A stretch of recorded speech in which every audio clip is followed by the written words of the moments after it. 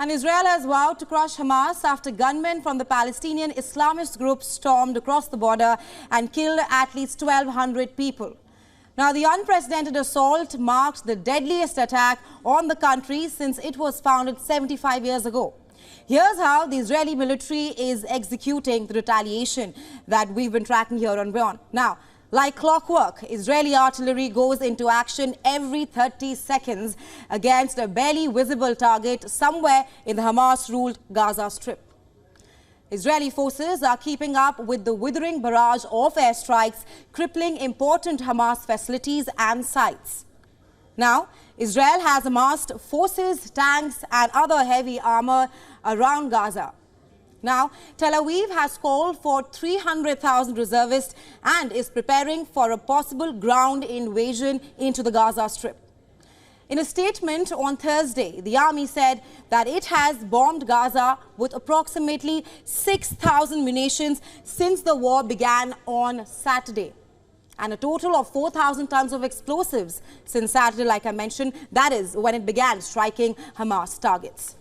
Now, troops have deployed around 150mm artillery guns in fields along the border with Gaza, placing them a few meters apart near the towns of Nitewoth and Sderot, which were overrun by Hamas militants in their weekend onslaught.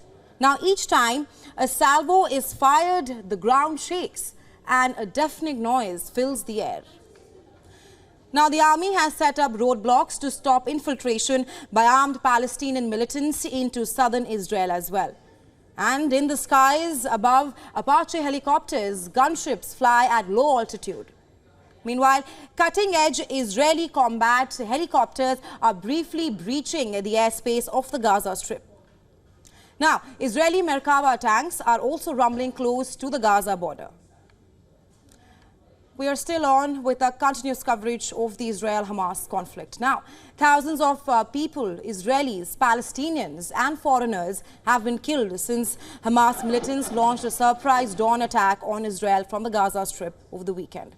Most civilians, with horror stories emerging about the deadly strike and the devastating military retaliation that it has provoked. Israel has vowed to crush Hamas and it looks poised to send ground troops into the densely populated enclave. Calls are mounting for a humanitarian corridor to be opened up, and offers to broker peace are also coming in.